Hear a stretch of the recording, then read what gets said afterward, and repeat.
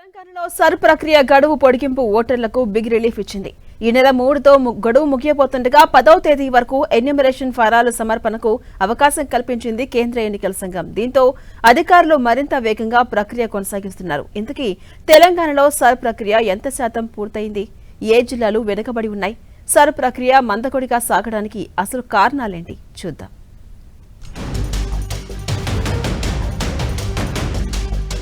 Sir ప్రక్రియ గడువు పొడిగింపుతో ఓటర్లకు రిలీఫ్.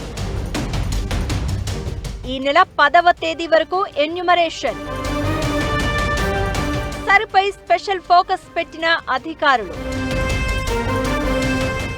తెలంగాణలో ఓటర్ల జాబితా ప్రక్షాళన దిశగా కేంద్ర ఎన్నికల సంఘం అడుగులు వేస్తోంది.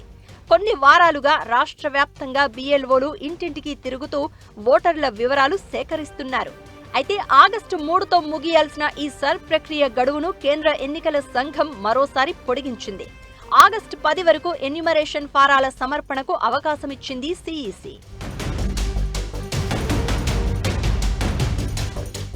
రాష్ట్రంలో ఇప్పటివరకు 77.12% మాత్రమే సర్ ప్రక్రియ పూర్తయింది. వీటిలో అధికంగా గ్రామాలే ఉన్నాయి. ఇక అర్బన్ ఏరియాలు, హైదరాబాద్లో అధికారులకు ఆశించిన ఫలితాలు కనిపించలేదు.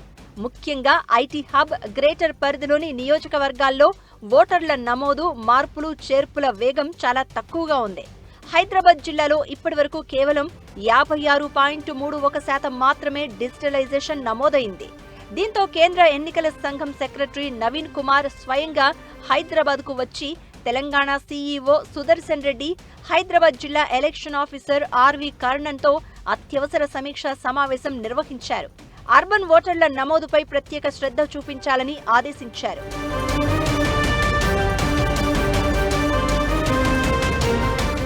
కేంద్ర ఎన్నికల సంఘం తాజా ఉత్తర్వుల్లో కీలక అంశాలను పొందుపరిచింది. సర్ చివరి తేదీ, ఇంటింటి సర్వే అండ్ ఎన్యూమరేషన్ ఫారాల దాఖలుకు ఆగస్టు 10 వరకు గడువు విధించింది.